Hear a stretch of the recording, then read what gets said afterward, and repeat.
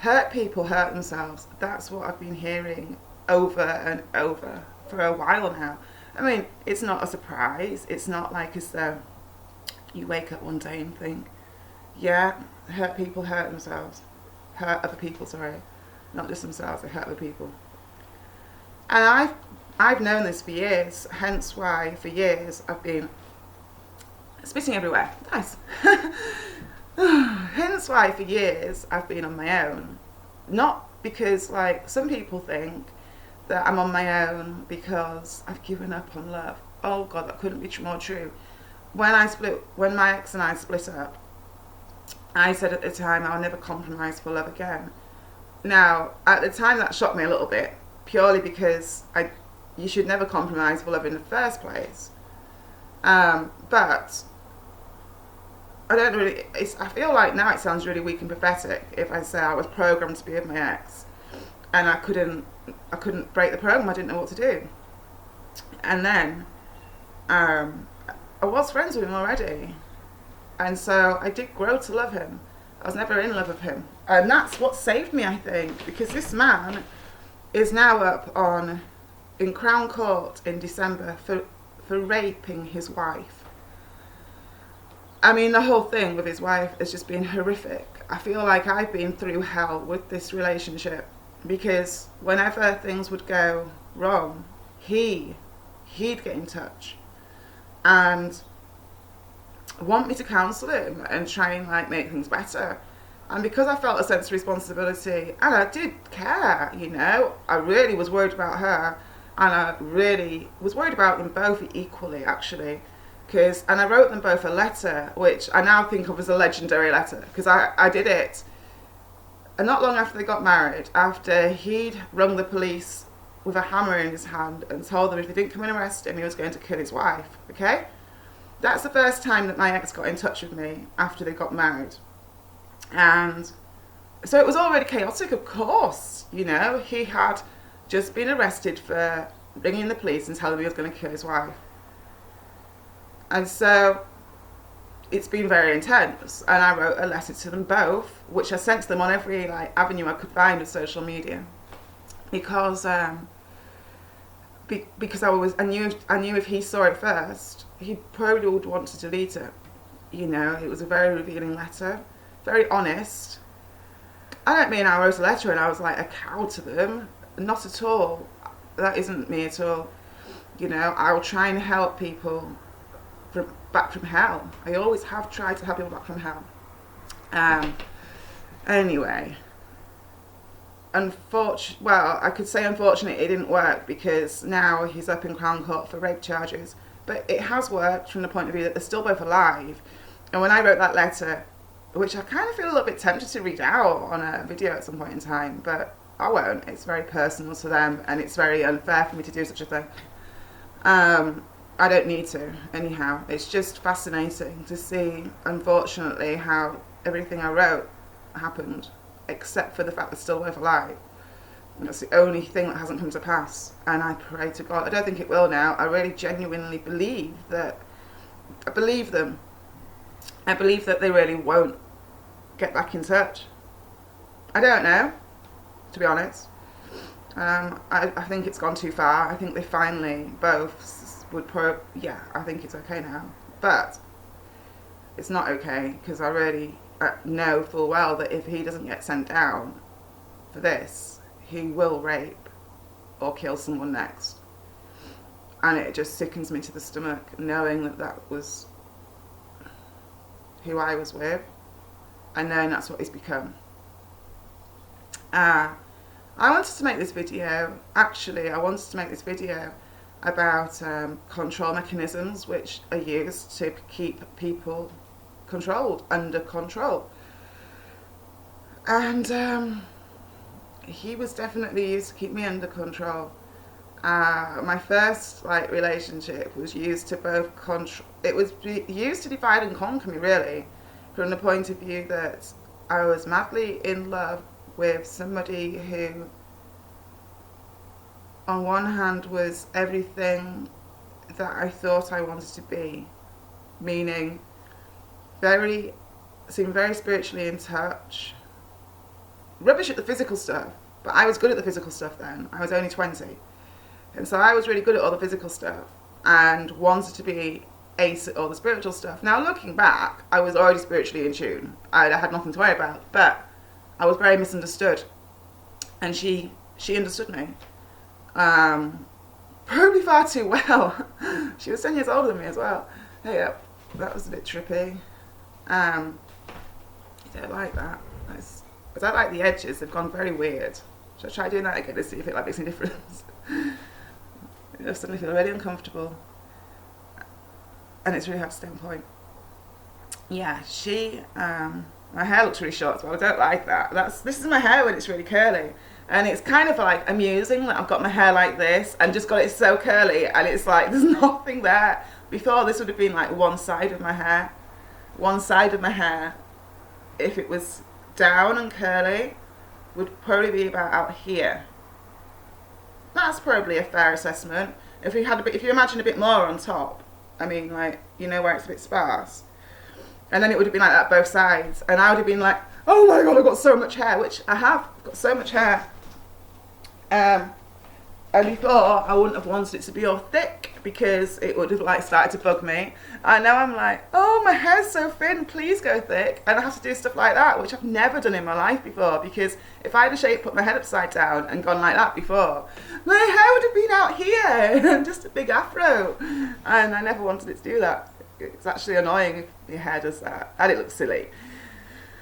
Anyway, I'm trying to just let it be its natural curl now all the time, which is quite hard for me to do because I miss the length, having it curly.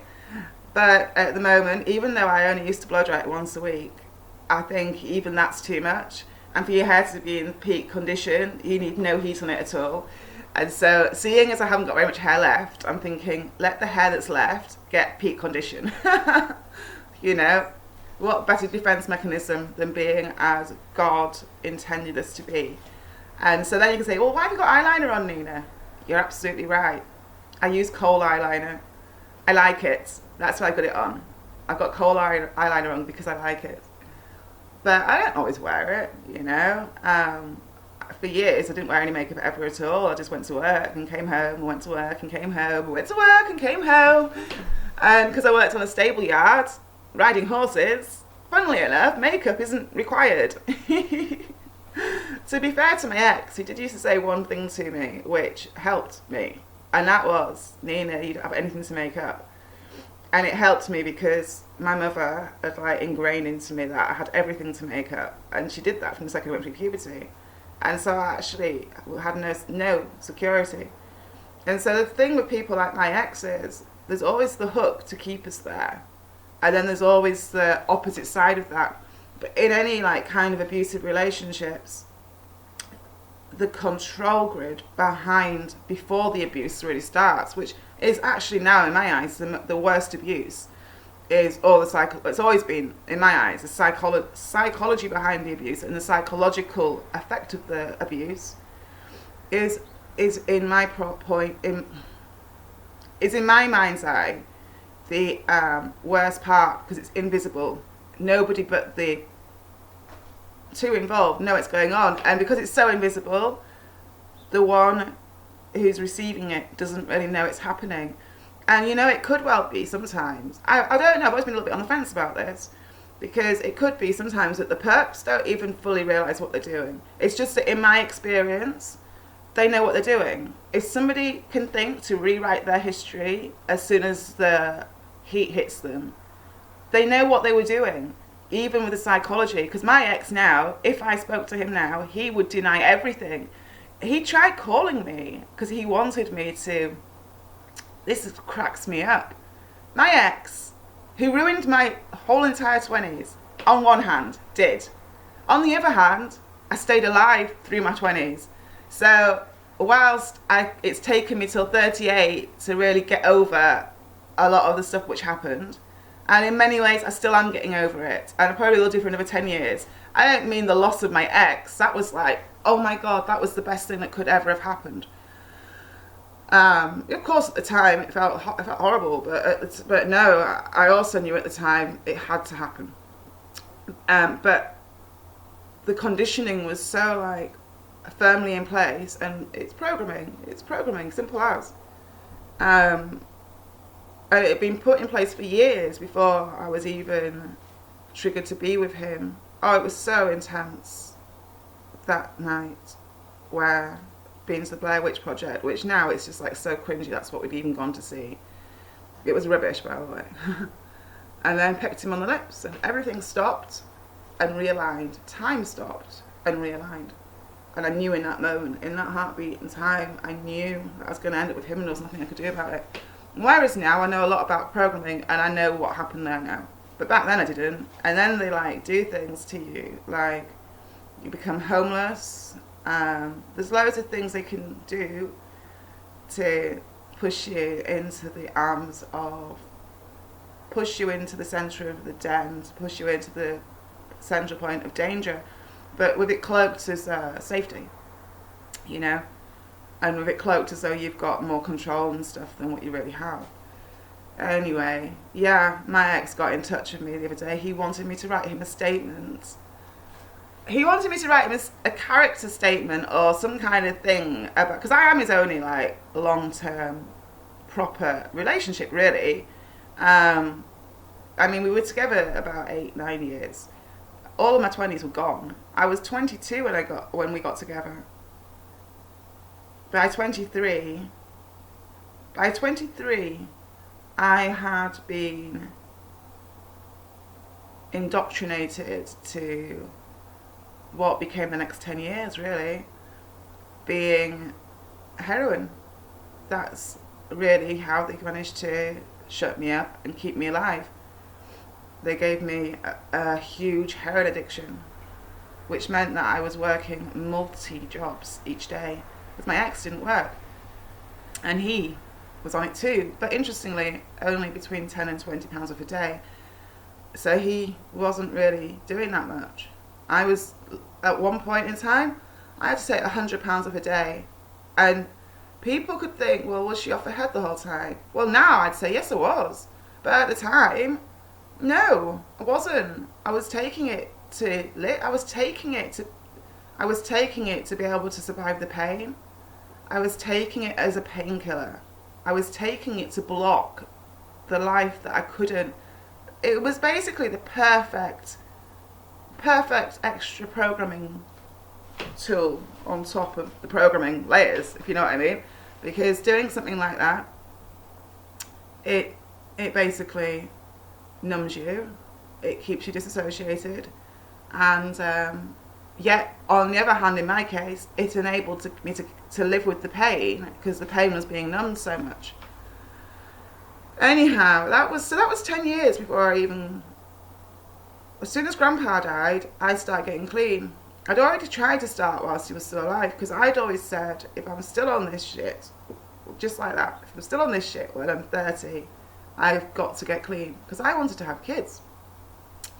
And I wouldn't have kids and bring them into, even though I was a functioning addict, which now just makes, I hear myself say that now, and I'm like, yeah, that means you're even more messed up than what most people were. Because most people rightly fall apart on £100 worth of anything a day. I didn't. I just worked a lot and was controlled a lot. And bear in mind, I was working with racehorses. You know, that was my main job. But it pays rubbish money. And I was always very aware of one thing. If that was the life that I was going to be stuck in, I mean, that kind of was. But at the time, of course, I didn't see it like that. But I definitely saw this like this very, very clearly. That I will not be a criminal and be worrying about police knocking on my door 24/7. I haven't got it in me to be living a life ducking and diving, because you know that I was very straight up about certain things, being the point being I don't ever want to feel reliant on someone else, which makes me laugh because I was always very reliant on my 2 exes, but I didn't realise that at the time. I did with my first one. We used to drink quite a lot, but we were not on drugs together. I mean, I was never an addict, really. I did drink too much of her though, but I was never an addict to any illegal drugs until I was with my ex. And ironically, I said to him, when I was trying to counter the stupid programming that was like trying to get us together, I said to him, I wouldn't go out with him unless he got clean. So he got clean. And we went to Greece this summer. And that was that. But then, when we came back from Greece, and I was like 1,000,000% broken still, and he'd done a lot of groundwork, like a lot of groundwork. This is what I mean about the psychology behind it all, and the conditioning and programming that goes into place to make you feel like you're choosing to do things which in actuality you really were never doing. It's kind of like you're out of options and you don't know what else to do, and you know you can't run to your family because they'll throw you under the bus, and you know you can't run to anyone, there's nobody to run to, and yet you're so young and confused yourself because you know what the truth is, right? I always knew what the truth was. And so I did. It was a massive painkiller. And actually, much as I look back on it and see how it was all perfect programming to keep me down, I also can look back at it and say, yeah, but I was like running scared and with no one of any safety to run to, and too broken to be able to just get my own place and survive that brokenness with Jesus, which should be a no-brainer, but when you're too broken to even like think to do that, that says it all to me.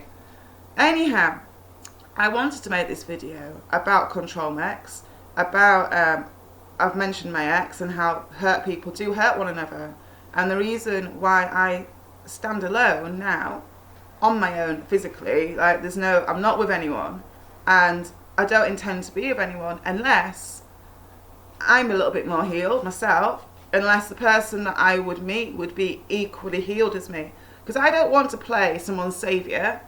Like, I used to try and rescue people when I really should have been rescuing myself. I don't want to play anyone's, I don't want to be anyone's, like, rescuer. But I also don't want to put myself onto somebody unless I feel like I'm, a little bit more healed than now. Because let's face it, if you're going to meet the one that you really want to be with and want to stay forever, you don't want to have an inferiority complex, do you? You want to know you are at the best you can be, and how wonderful you can both at the best you can be, in that you're not still a hurt person who has got the potential to hurt him, and vice versa. And so that's why I stand on my own whilst I'm doing all the healing. No, I don't ever stand on my own. I always stand with Jesus. But physically, yeah, I do. I stand alone, and I'll help people heal too. But I won't go out with somebody just because I think we're a bit all right. You know what I mean? Anyhow, this is getting so long, and I really wanted to put it on both channels, so I'm going to have to keep it short, although I might carry on talking and do a part 2. I did just want to quickly say, before I go, when I did the basis interviews, I didn't know what to do. I haven't really known what to do for ages about that part of my life. It never was meant to be a quote-unquote secret. Nobody who knows me properly doesn't know about my past. I'm very open about it. After I did the basis interviews, which aren't really a very fair representation of me anyhow, I felt like, oh God, now if I come out and say my full truth, I'm going to immediately discredit myself, because so many people watching those videos and seeing me as like, I don't know, someone bonkers. Now, it's not like I care what people think, because I don't, but I did care to like get to know people a bit, and for people to get to know me before I like told everything about my own personal life, past and present, and the agendas in play as well, so yeah, anyone who's known me, even like just people I've met online, I always tell them like my full truth. As soon as if we chat regularly, they know my past, because I tell them, and obviously everyone in real life does too. And so there we go. I'll talk more about this, but I'm really out of time now. So thanks for watching, and take care, and remember, we can heal all our wounds. We can, with Jesus, who's just behind me there. And yeah, I think it's a good little phrase to remember. Hurt people do hurt one another. And so if you're a hurt person and someone's hurting you, then the chances are it's a two-way thing, and maybe we should be a little bit more careful about who or what we do or don't do. And I say that as somebody who's made all the mistakes all through my 20s and learned by 32, hurt people hurt one another, and you need to heal yourself before you can expect to be with somebody else, and it ought to be all right. Oh, and just for the record, I haven't been doing drugs for a very long time. You know, I was 32 when I first started getting clean.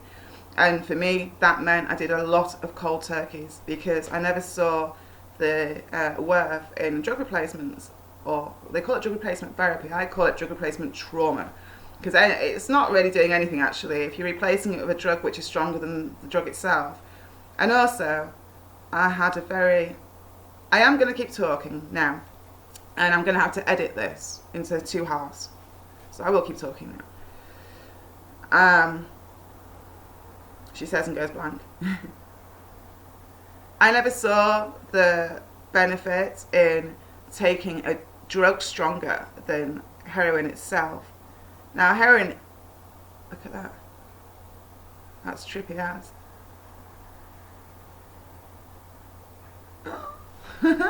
Just a light on my hair, but I think it was a little bit more than that for a moment. Like, we are light at the end of the day. It shines out of us sometimes.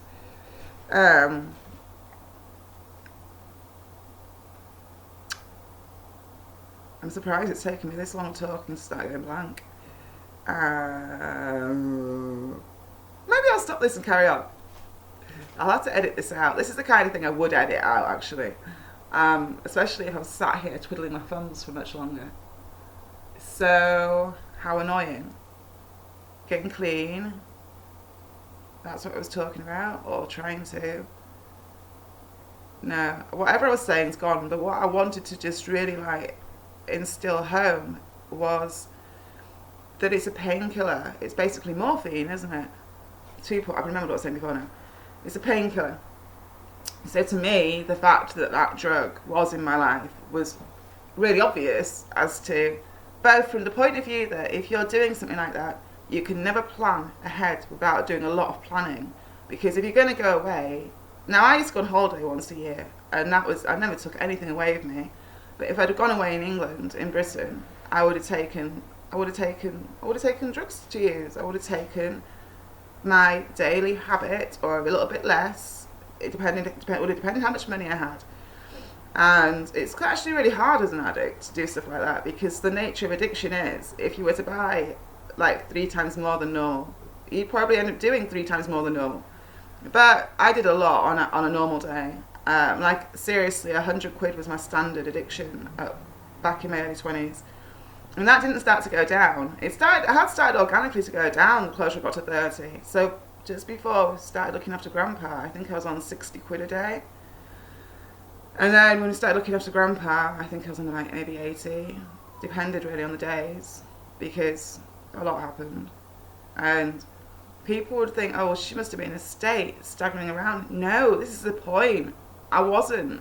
The only time I'd be in a state would be when the lights were off and everything was done. Or if I had an hour through the day to do nothing, then I needed to walk in the room, then I would have been probably on the nod, because I was so knackered. I worked so hard. And I never got much chance to sleep. I got chances to catnap. So if you look at all of the stereotypical cult things, I was on deprived sleep my whole entire 20s.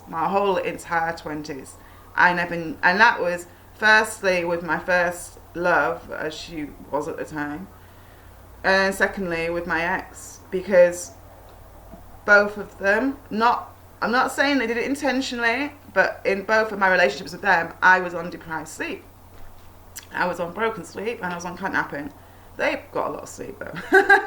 I didn't. But it's all standard, isn't it? Standard programming tools, really. Anyway, I wasn't making this to get my violin out, because I don't mean it like that. I mean for people get programmed, people get put through trauma in life, all of us, whether we be as involved as some of us are or not. Life's got a standard protocol these days, and trauma is put out on everyone. It's traumatic to be disconnected from Christ. That's a trauma in itself, a massive trauma in itself. people that want to see a mad separation between overt trauma-based mind control and covert trauma-based mind control, I can look back now at my life and see it was overt trauma-based mind control, but at the time I thought it was all covert. I didn't really know what I was dealing with, but because we were all so well brought up to front things. Well, I was and John was. So was she, from what was really going on to what was portrayed. Yeah, she was actually. She was a lot more overt than what we were, but she drank a lot, and so I think that makes people a lot more overt than they otherwise would be. If she hadn't have drunk so much, she'd have been very covert too, and is now. She no longer is like the person she was then, and she's very covert now. Yeah. But I just wanted to mention the getting clean thing, and how, ironically, I always knew, yeah, I did loads of cold turkeys. And then in the very end, because you have like a patch where you can do that. And then if you're still not better fast enough, people start getting like annoyed. It's like, come on, get over it already. So after like a year or so of that, I went to Greece this summer. That was 2009. I'm sure I was in Greece in 2009, the summer of. Grandpa died in 2007 or 2008. I feel quite iffy now about the years. They died in 2007. By 2008, I was proper on a mission to get better. I say that because I had no distractions, not even my ex, thank God. And then by 2009, I was in Greece the summer. And then when I came back from Greece the summer, and immediately relapsed. By that point in time, I got to a point where if I did relapse, it'd be for a couple of weeks, and then I'd get better. And that's kind of how it was a lot, or maybe a month or so. But I'd always be on this like continual cycle of relapse and get better, relapse and get better. And that meant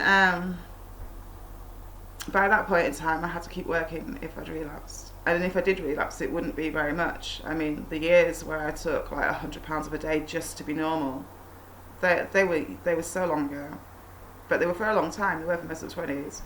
But I couldn't always afford to do that much. I mean, it's a lot of money. And I was buying his drugs as well on top and paying all the bills and everything. It was just crazy. I don't know how I did it. Looking back, there were days, most days, I would get an hour's cat nap in the afternoon. I'd get home from work at 6, started full-time, my full-time job, started at 7, got home at 6, but I'd have like a couple of hours for lunch in the afternoon, so that's why I'd have my hour lunch break, my proper snooze then, ideally. Then my ex would have run me a bath, I'd come home, jump in the bath, well on a good day he would have done, come home, jump in the bath, I'd have to be ready and out of the house again by 8, so that gave me, if there was a bath already run, I could have about an hour and a half. I'm like the queen of getting ready really fast. I've got to go anywhere, I can get ready in like 5 minutes. Or I always think I can. I think realistically I can get ready in 10 minutes. I don't mean including the bath. I mean like if I was having a bath it would be 20 minutes probably.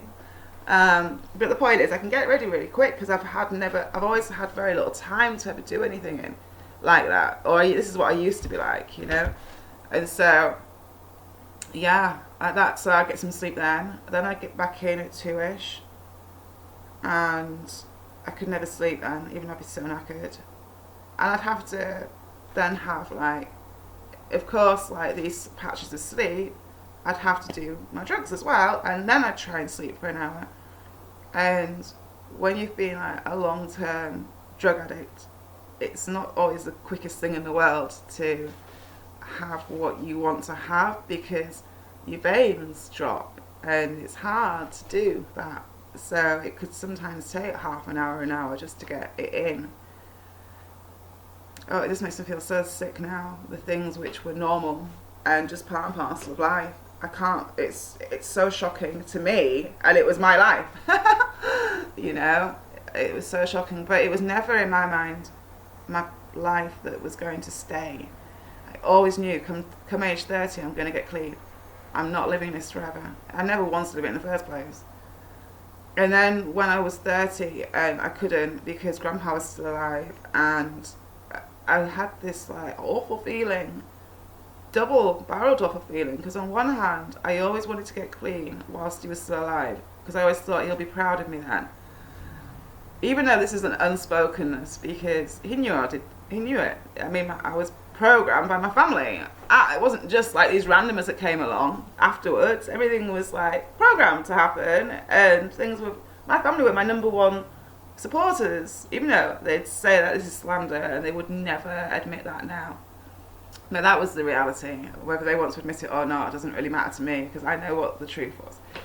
Well, they're not going to admit it to me, are they? Most of them are not even still here, so it's not going to happen. And my mother and I are estranged.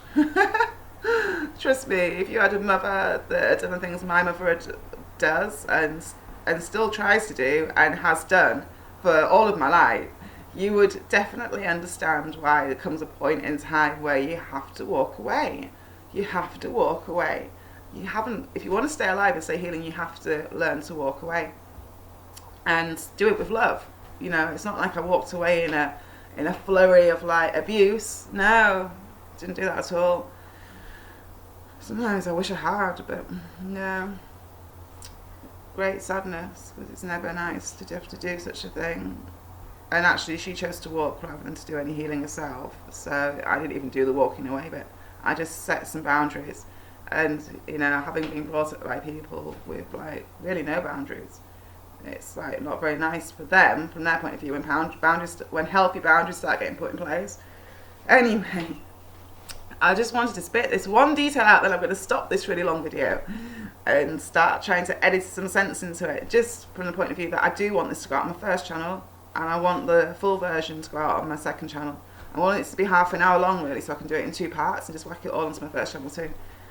Anyway, you didn't need to know that, so that can get edited out maybe. No, I'm being silly. Well, I'm not being silly. Some's going to have to get edited out because it's 5 minutes over. But I must have spent 3 minutes messing around with the light and the chair, so that can all be what goes.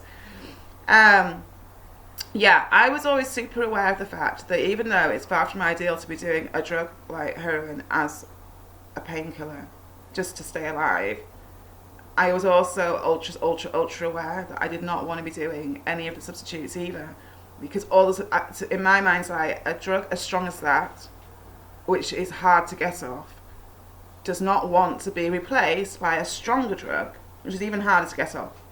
The only drug which I would even contemplate taking was dihydrocodeine, which is like, it was like an old-fashioned drug replacement thing, which they now just prescribe. If you went into hospital and had an injury to your back or something like that, DFs, dihydrocodeine, used to be what they prescribed people. That's all changed now, because now they prescribe people tramadol, which are a synthetic morphine, and the strongest drugs to get off that I've yet come across. They are more addictive than anything I've yet come across. And I see them hand them out to people like Smarties, and they don't tell people. And then you have all of these like standard house people. I mean, just standard middle-aged people. And the next thing they know, they're highly addicted to this mad drug, because tramadol hydrochloride is, in my eyes, a medical speedball, which is cocaine and morphine together. It's a seriously addictive drug, and they hand them out to people like Smarties. Anyhow, so I was always really ultra aware of the fact that I wouldn't do any of that. But in the end, I did use dihydrocodeine if I was having to. Well, I never had to do like loads of, like get clean and stuff. I just didn't want to be on drugs. Funnily enough, I didn't have to get clean. I wanted to, and so I used to do stuff like I would take those because they're so weak. They are. No one else on drugs would take them as a replacement. It's only me that I know who would, because everyone's like, oh, they're far too weak. You can still feel that you detox basically, and I'd be like, yeah, but they just take the edge off a tiny bit so I can go to work. I know that I can stop taking them overnight, and I wouldn't be like, yeah, I'll probably feel sluggish, like a bit of an upset stomach, and that'd be it. Like for 5 days later, I'd be absolutely fine. I'd be absolutely fine doing it anyhow, and I'd be living a normal life whilst doing it. I just would feel inwardly rubbish for a few days. And so that was how I viewed them. And that's why in the end I did use those. But no, to me, getting clean was an organic process. I had the will and want there for years, and it wasn't always an organically played out process. It was a matter of, to start with, I did loads of massively dramatic cold turkeys where I would do nothing. I'd be so ill, but it would always be such an amazing time for growth. It was like you've been asleep, but then you do a cold turkey and you wake up and it's amazing. But then it's like too amazing, too fast. And then you're not used to it, and you're not used to feeling good about yourself, because anyone who's doing something so abusive does not feel good inside. Otherwise you wouldn't be doing it in the first place. That's why I can like recognize the purpose in my life, but I can also recognize the fact I was damaged, and it's not a blame game. If I'm talking about certain things, it's not ever meant to be a blame game in my eyes. But then at the same time, there's some things which are just morally wrong. And that falls to me, like, morally wrong. Giving somebody a drug like heroin in the first place, morally wrong. My mind's going to go blank now on all the other morally wrong things which I could mention, which is probably a good thing, seeing as it would have been connected to my ex. So it's best to just draw a line in the sand. Yeah, you know, some people do some really, really bad things, and it's hard to not play the blame game. But I never did play the blame game, because I just recognised how damaged I was, and I could have said no. And I didn't, because I thought that I didn't know how damaged I was. I knew I was really damaged, but I didn't know that a stupid drug would ever be stronger than me, which it wasn't in the end. But it was for a number of years, from the point of view that I couldn't just stop doing it. I didn't want to, actually. In my 20s, I didn't want to stop. But I always had said, well, yeah, turned 30, still on this. If I'm still on this shit, I'm going to stop doing it. And I did. I just thought I was doing that so I could have kids. And now I see, thank God, I didn't have kids, because it's not fair to keep on the cycles of abuse. And even though I could have had kids and done a great job, the world's a very, very tragic place at the moment. And I'd rather be doing what I'm doing now, trying to help people have the tools to get better, whilst I'm getting better too, than to be distracted with children running around my ankles and unable to get myself better or to share things to the world. Anyhow, I'm going to end this now because it is turning quite long. And yeah, please do leave comments and I'll answer. Sometimes I want to just do like a questions and answer video. But then sometimes when I ask if anyone's got any questions, they bombard me a little bit with 100 questions at once. If I was going to do a questions and answer video, I'd have to have one or two questions from each person and then try and answer them in a video. I don't mind at all answering people's questions and comments in the comments, but sometimes I just want to do like a question and answer video. So if anyone's got any questions they want for a video, fire them at me and I'll answer what I can. I'll write them out and I'll answer them like as quickly as I can, and as many as I can actually. That would be kind of cool to do. So I'm going to go now. Take care. Bye.